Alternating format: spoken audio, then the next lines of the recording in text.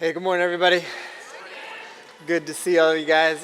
This is where we know who the true morning people are. On this Sunday, every year, it's like you walk in, and you're like, all right, you're all the morning people, for real, because the halfway morning people are coming to the 10:30. And so they're like, thank God we have a second service. But just happy to see you guys. If this is your first time here, my name is John Wagler, and I'm part of this team. And I'm just excited that you're here, and hopefully this place becomes a place that you can call home. If for some reason you're like, nah, I don't think this is it, we'd love to help you find a church home. It's super important to be plugged into a church community, one that you can grow with and build community in. And so we'd love to help you do that. Of course, we are biased and think it should be here. But if not, we'd love to help you find one. We're going to start a new series today called In 3 Days. We are 4 weeks away from Easter, which is crazy. And, for us, there's a lot goes in, a lot of planning goes in and everything. And you feel like this pressure because of it's Easter, right? You got to do it up and all that stuff. And we try to manage that as best as possible. But we're excited about this Easter season. But months and months ago, I was reading through Matthew 12 and some of the teachings of Jesus. And if you're not familiar with the Bible, the book of Matthew is actually a section of scripture in the Bible that details out the life and teachings of Jesus. And I was just reading through some of the things he was teaching and how Matthew was describing it. And there's just one little passage that I'm going to show you that was just, I was like, there's got to be more to this. And it was this passage where Jesus talking to these Pharisees who were the religious teachers of that time. And he was talking to all these other religious experts. And he's having this conversation. Now, what's interesting about this point in the life of Jesus is he's getting a lot of fanfare. He's getting a lot of followers. People are really stoked on his healings, of course. And as you can imagine, if you had a friend who couldn't walk and all of a sudden Jesus was walk and they walked, you'd be pretty stoked on that too. So they're really they're all excited about his healings. They're really, it's interesting because some of his teachings are so challenging. But to some people, they're taking it in as man, this is life to me, these teachings, it's changing everything. To other people, they're hearing his teachings and they're really offended. They're holding on to what they know, and rather than kind of buying into what Jesus is teaching. And so they come on this one part in Matthew chapter 12, and I want you to see this. And this is going to kind of kick off where we're going in this series. But he says this: then some of the experts in the law, along with some of the Pharisees. And so these Pharisees, again, these are the religious people. And my pen's not working. You guys are in trouble. These are the religious people. And so what ends up happening with this is he's coming to them and he's like, listen, you guys are getting this part wrong. You guys are getting this part you're off on this. And it's interesting. Watch what they say to him. He said, teacher, we want to see a sign from you. But he answered them, an evil and adulterous generation asks for a sign, but no sign will be given to you except the sign of the prophet who? Jonah.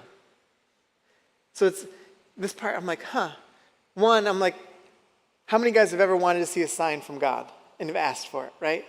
And it's funny because we've all done this. I've done this too. It's God, if you would just do whatever that is, right? And you're then I will.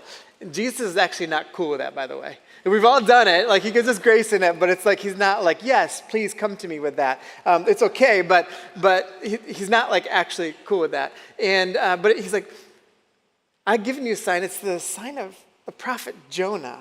He says, for just as Jonah was in the belly of the huge fish for 3 days and 3 nights, so the Son of Man will be put in the heart of the earth for 3 days and 3 nights.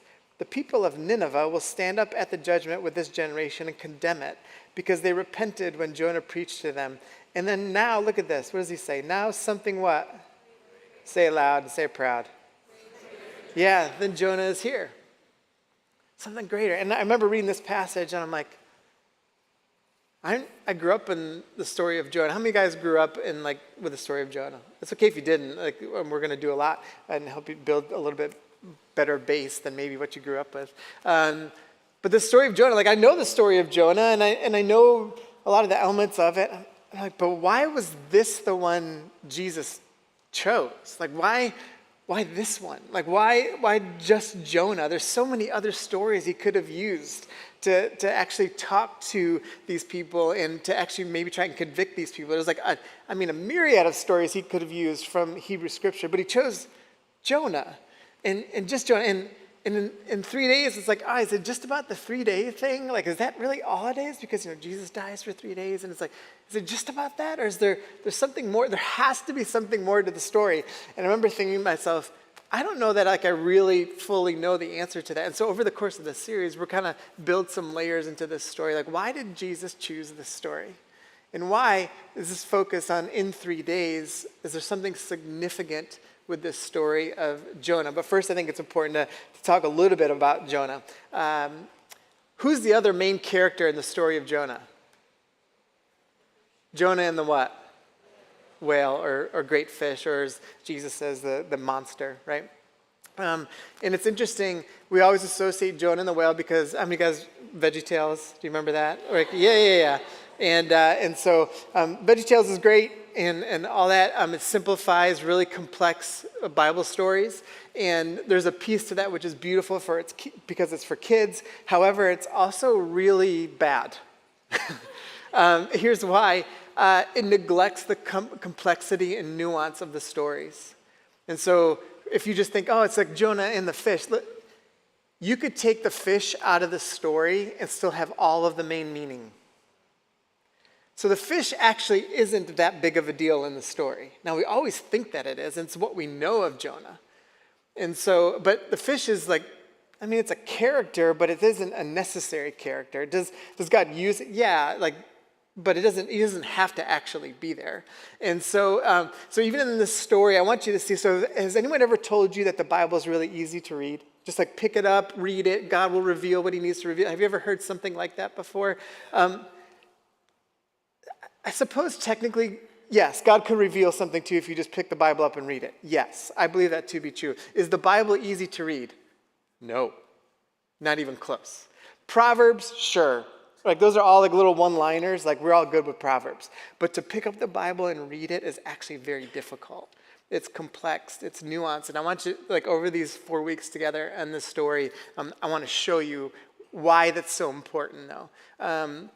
How many guys are fans of, say, like Harry Potter or Lord of the Rings or like epic storylines like that have like multiple layers of things that they all tie into one another and hyperlinked into all these different things. And it's like, do you remember like that was from 3 seasons or 3 movies ago or 3 books ago or whatever. And you see how it's all in like the Bible is those things on steroids. Like, if you appreciate the beauty and creativity and imagination of all of those stories, like, the Bible is way better than that. Like, way better.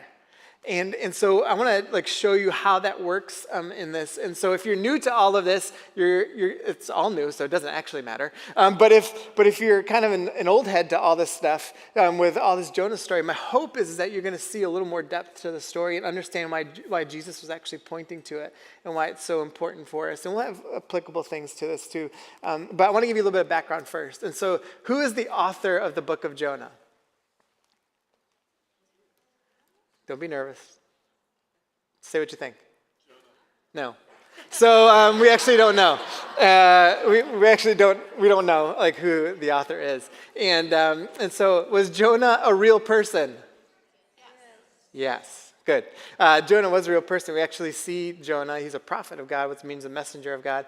In 2 Kings chapter 14, it was during the reign of King Jeroboam II, and who was an evil, evil king.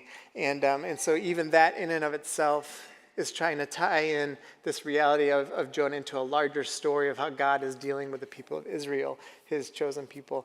And so did the story of Jonah actually happen? How many guys think yes? It's okay if you do. How many guys think, no, I don't think so? Okay. How many guys are like, I don't want to raise my hand? So, okay. So this story of Jonah, which is interesting. So the genre of the book of Jonah in and of itself is actually satire. So it's written in a way that's supposed to, if you think of like Saturday Night Live kind of skits. And so that's how it was actually written. It's written to be humorous. You're like, I don't see the humor. It's like, because we aren't Hebrews, like in that time frame and contextually speaking. And so there are lines in there. Even when I read the title of his name, it's supposed to be funny. Okay, you guys are going to be like, that's not funny. I get it, all right? But it was supposed to be to them. And so the genre is actually satire. The genre, another way to view it is, you know how Jesus like spoke in parables?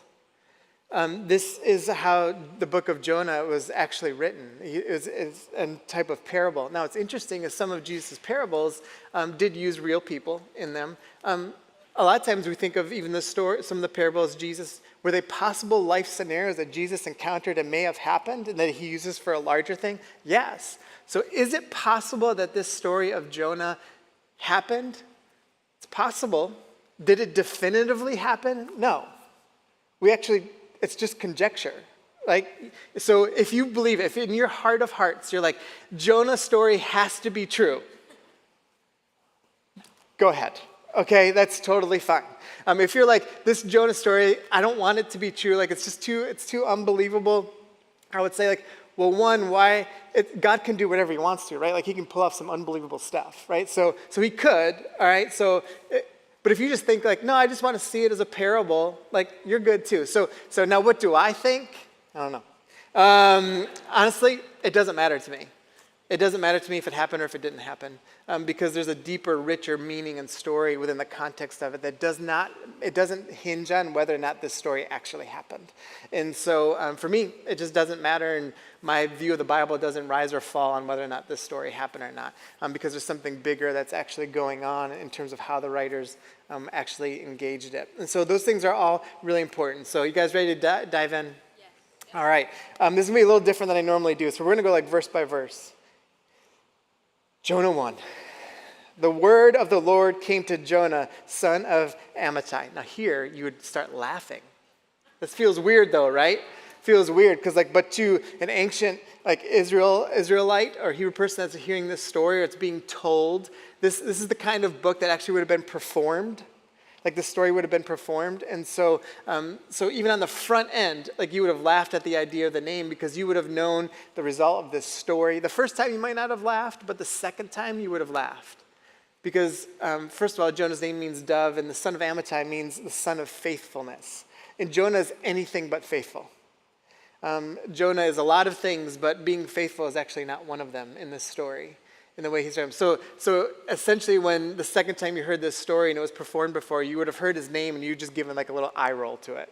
You'd be like, oh God, yeah, sure, son of Amittai. Right. Again, doesn't seem like we would laugh because like we're funnier now, I guess. But like to them, this was a form of like satire and humor to the story. So he says this, look at this, what's this word? Come on, you guys. This is a two-letter one. That's one of Ruby's sight words. Okay, so go. This is the first thing that he's told to do. To go. Another way to see this is to arise, to get up. All right. He says, go to the great city of where? Nineveh, and preach against it, because its wickedness has come up before me. And so on the front end, there's a couple of little details here that I want you guys to see. One was his name. But the second thing is this great city of Nineveh. And I want you to see some of the complexity of how the Bible works and why this stuff becomes so important when we see little details. The great city, that phrase. So right in the beginning, the author of this, it's so brilliant. I mean, it's so brilliant. The author, we might kind of casually read over that, right? And be like, oh, the great city of Nineveh. It's just pointing to something. But the author back then would have been actually pointing to something bigger, trying to get you as the listener to cue into something bigger than simply Nineveh. See, what he's doing, that phrase, great city, was used only one other time in all of Hebrew scripture. And that was in the story of the Tower of Babel. And it was the great city of Nineveh that is discussed in the Tower of Babel. This guy named Nimrod was the guy who kind of started this Assyria and brings on this great city known as Nineveh. And so to the listener, now you're growing up with all this stuff, so you would have known. It's like just common language for them. Now to us, it isn't. But as this person's writing this down, he's like, I'm going to clue you in. This story that you're about to hear about Jonah is actually not just about Jonah. It's about something bigger that's going on. It's about the human condition. It's about our human interaction. In the Tower of Babel story, it's like the wickedness of the people. They thought that they were God, and God was like, nah, I'm going to scatter you all and make you learn because of your pride and your ego and everything. And so he's trying to get the listener right off the top to say, hey, this is bigger than the story. This is about the human condition. This is about how we are supposed to relate to God. This is about how we're supposed to see God. This is about how God sees us and how he responds. Simply by that little phrase, the great city of Nineveh. And so the writers are trying to give us little clues to tie us into something a little bit deeper. But he says to Jonah to get up and to rise up and to go. And he's doing this because what? There's wickedness in front of us. He's like, this wickedness is causing a lot of hurt. It's causing a lot of pain. It's causing people to begin separated from who they're designed to be and who they're created to be. And so Jonah, this is God speaking, I'm telling you to get up and go and to speak into this. And so he's setting something to get up, to go, to arise, right?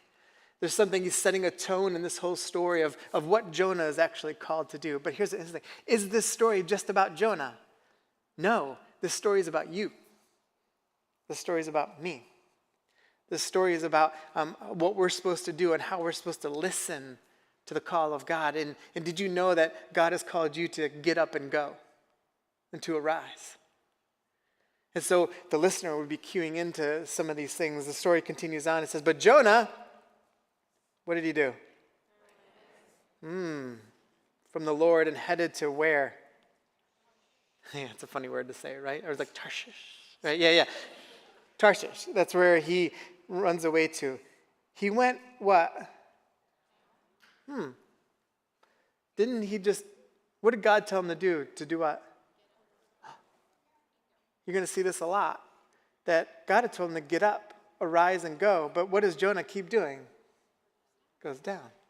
And so you're going to see this kind of, the way the author writes this, he wants to think, oh, God's telling us to get up and arise and go do something, but Jonah's response, and maybe you can feel this a little bit in your own life, you keep choosing to actually go down.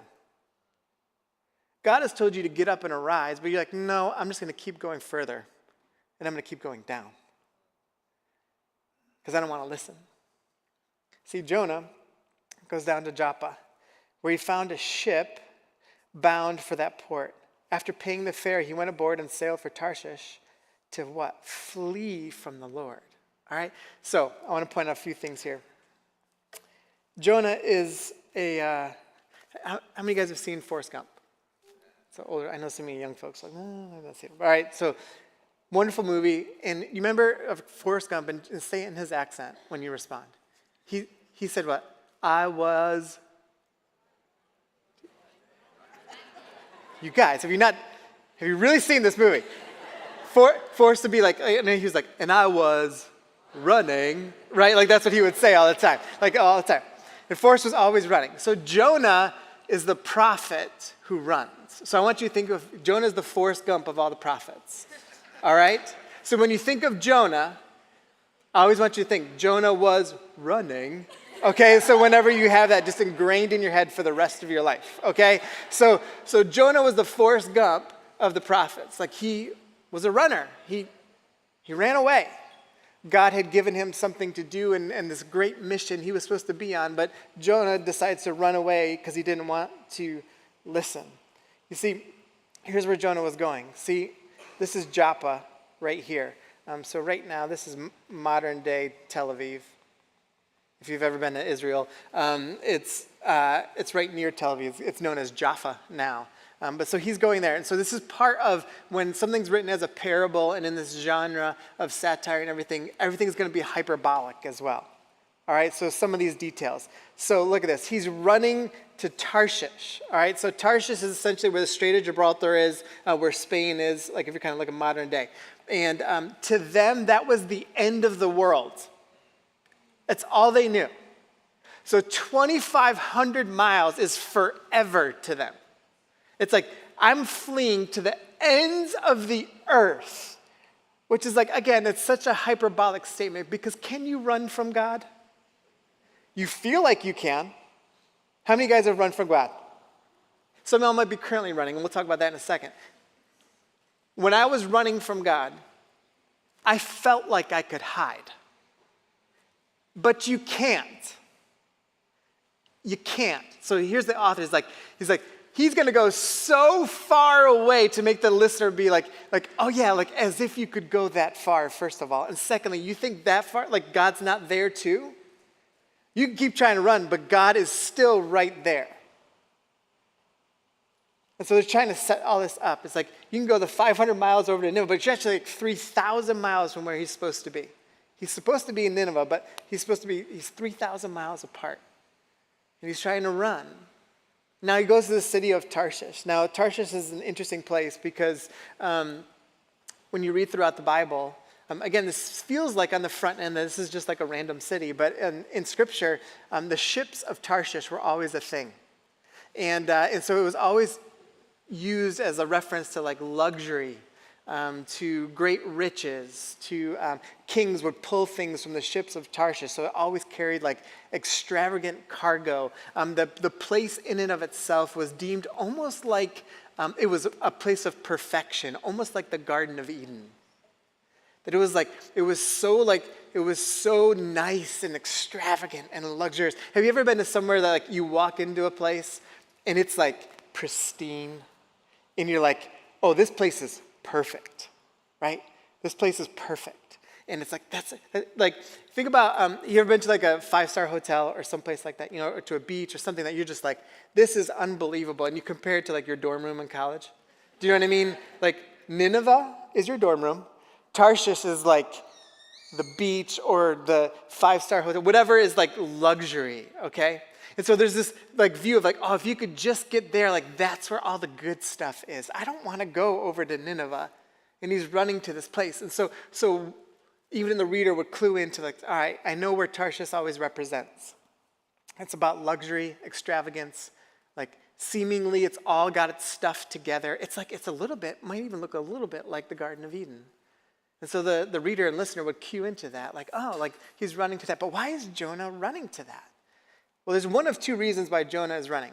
The first reason is either he is super like judgmental, condescending, moralistic kind of person who's like, I don't want to have anything to do with those kinds of people.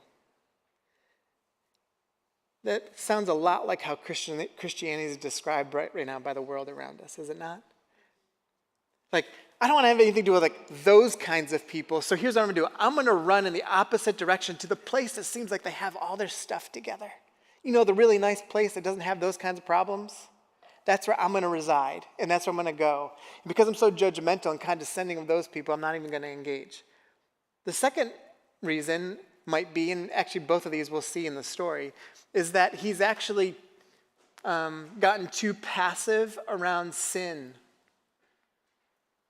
You see, God has said to him, you're supposed to go call out like those sins. You're supposed to engage the reality, the wickedness of what you see before you. And I want you to go in there and actually be a light into the darkness. But he's too passive. He's gotten too lax on all of it. And he's like, I'd rather not.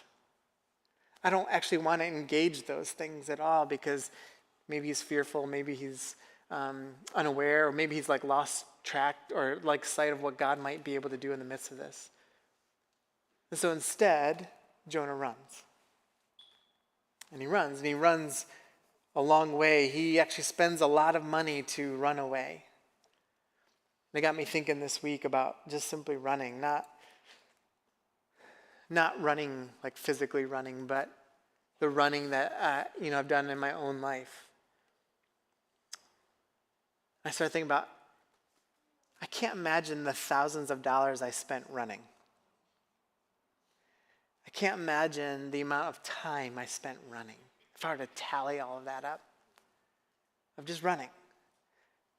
We run when we want to avoid what's actually going on inside of us. We run when we don't want to come to grips what's really going on inside of us. And running can look a lot of different ways. Running can really look like you just start making a lot of poor decisions in your life. Running might look like hanging around with the wrong kind of people. Running might simply just look like just being disconnected. Like you're not like making like bad decisions, but you just decided, you know what, I'm just going to completely disconnect. But you're actually running because you don't actually want to deal with what's really going on inside of you. What's really at the core of why you're actually, and listen, some of you guys might be in the spot right now. You may haven't started running yet, but you've turned. You've turned. And it's like trying to figure out like this understanding of running and why I run. I wrote this down. It said, when we admit to why we are running, we will discover where we are going. And here's what I mean by that. When you discover what's really going on inside of you, and you understand why, you'll begin to see where you're going. So if you're running away from God for whatever reason that is, and again, the reasons could be aplenty. But for whatever reason you've stepped away from God or disconnected or become lackadaisical or flat out just decided to just distance yourself and you just happen to be here this morning. By the way, you're not just happen to be here. But whatever state that you're in, when you actually figure out like why that is, you'll know where you're going. So if you want healing from something in your life, but you're running, you're not going to actually find healing, right? Because you're running away from it. If you're like, I'm running away from the grace of God, do you think you're going to discover the grace of God? No. So you figure out like, oh, actually how I'm running and where I'm going is actually taking me in a direction of some kind. And it's determining where you're going to go and what your life is going to actually look like. And so I just wanted to pause here for just a second. Because some of you guys are currently running. Some of you guys have just turned. Some of you may be doing like a small stroll away from God. Some of you guys are healing from running, and you've actually turned back to God. Some of you guys have been hurt from a runner in your own life. And so I wanted to pause for just a second right here before we finish up. And I just wanted to pray. And I wanted to just like pause and think for a second. Because again, we get into a story like this and we're like, oh, it's Jonah and the fish. It's like, no, it's not that. There's something bigger about what's going on. So I want you to close your eyes for just a second. And ask yourself, why am I running? Or where am I running?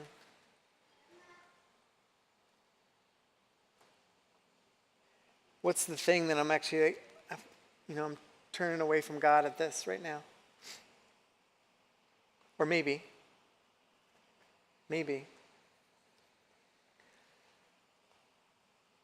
you've healed from that running and you just need to sit in that grace right now. Or maybe it's someone else's running that really hurt you. And you just need to be honest about that. So God, I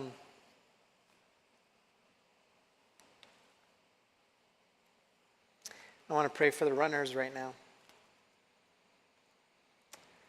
I pray that you will do something to slow their feet down and get them to just turn around for just a second. To see that you've got a great mission and a great calling and a great purpose for their life. And that they will never discover it running away from you.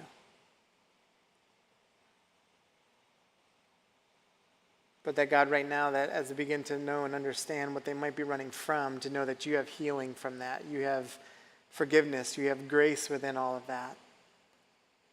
If they would just turn back to you.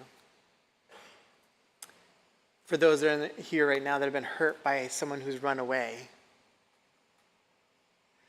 God, that you would bring strength and comfort to their hearts and minds. As we'll read here in just a second, the storms of life might come at us, God, but you're there in the storm. And for those, God, that were running, are no longer running, but that are actually running towards you, oh God, that you would fill them with such great hope, that they would know and feel the weight and depth of your grace, and that the transformation that's happening in their hearts is not fleeting but permanent. In your name, amen. The story continues on in verse 4 and says this, then the Lord sent a great wind on the sea. All of this language, you guys, goodness gracious, is tied into all this other stuff. Such a violent storm arose that the ship threatened to break up. Look at this. This is just an interesting thing. Again, it shows you just the genre of writing. The author actually personifies the ship. The way it's written is that the ship actually decided it might break up. Right? So you see like some of the elements to this that it's not just as simple a reading that we think it is. And all the sailors, who we got this new character, sailors that were afraid and each cried out to their own gods. And they threw into the cargo of the sea to lighten the ship. But Jonah, where did he go? Gone below, which is what? Down. Where he lay down and fell into a deep sleep. The captain went to him and said, "How can you sleep?" Look what the captain then says. To do what? God told him that, and then this pagan sailor tells him that. So God tells him that, and then God then uses a pagan sailor to say the same thing, like, get up,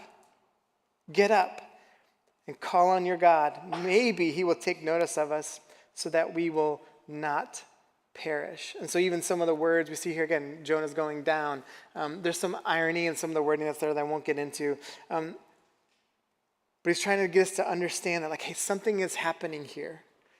And it's like Jonah keeps going down, but even the sailors, the pagan sailors, that God's doing something in them and seeing in them. And isn't it interesting, the human condition, that the sailors look to their own gods first? What's interesting is you've done this too. I've done this too. You might be currently doing this, where there's another God in your life that you look to first in the midst of the storm. Alcohol, drugs, sex, money, work, a hobby, whatever. Like, they become a god. That's what you look to first to satisfy a need, to answer a question. And what's interesting, this is the human condition.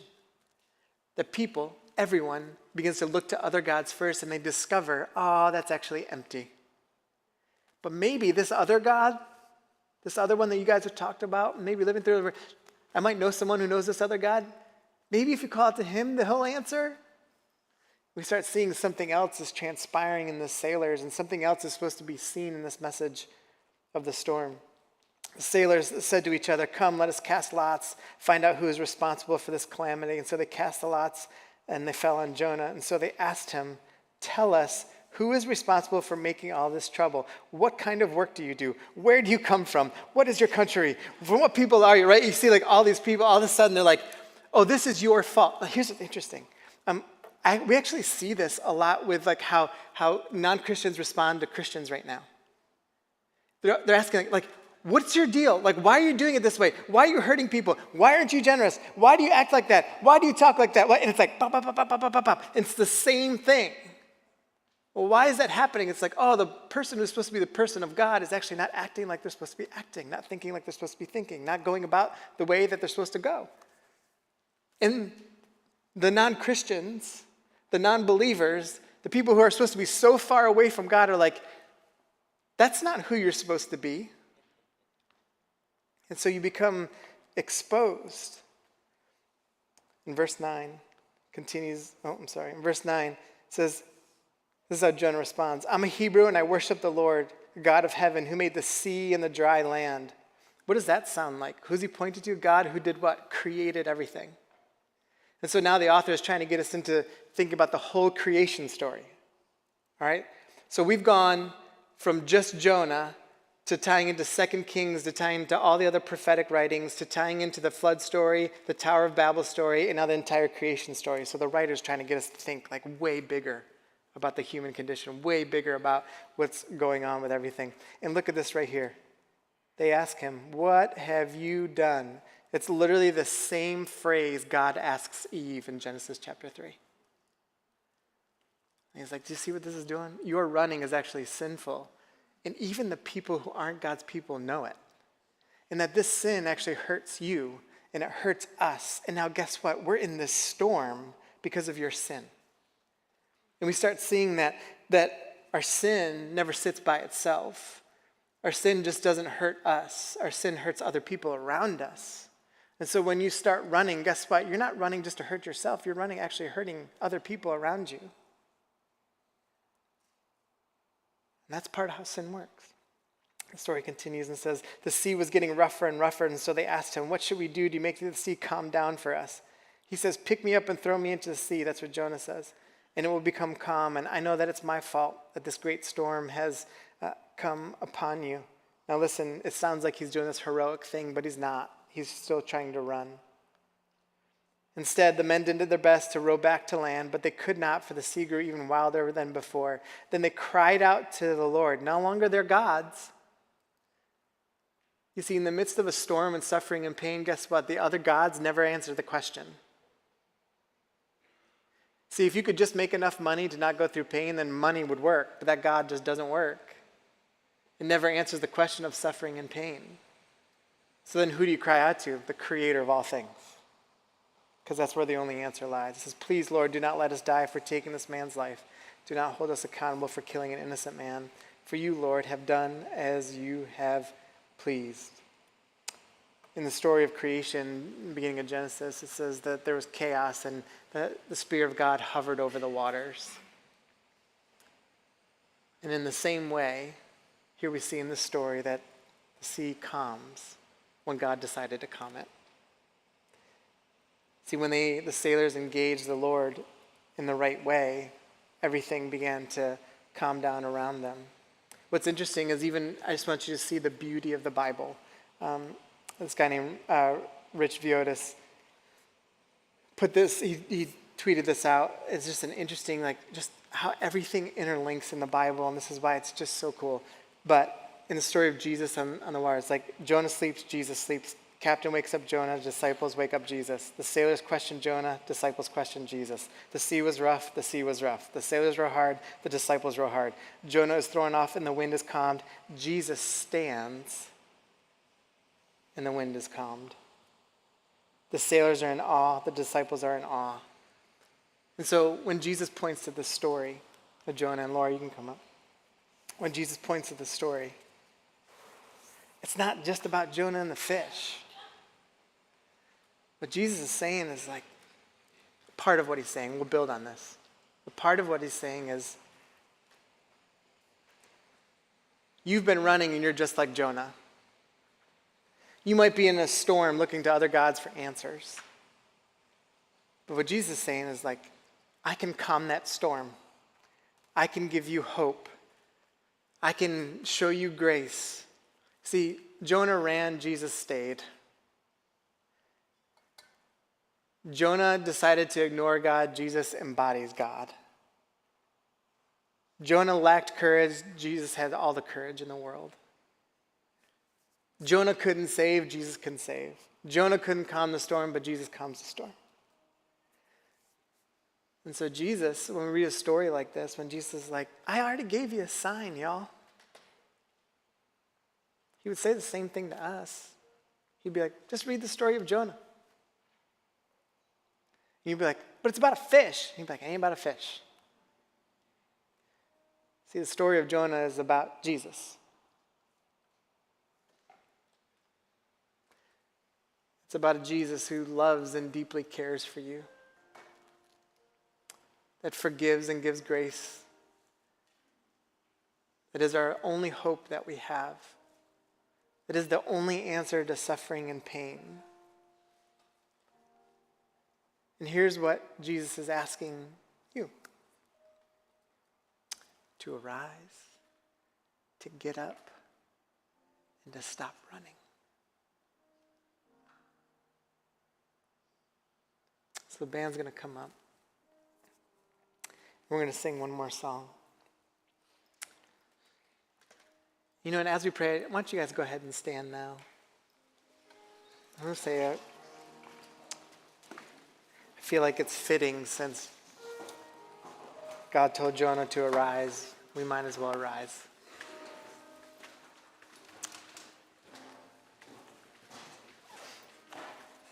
Why don't you go ahead and close your eyes for just a second?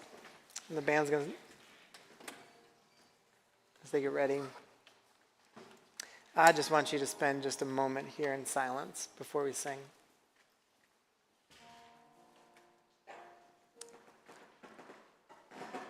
God has told you to get up and go. To stop running. If you feel like you're in a storm, Jesus is the only one that can calm it.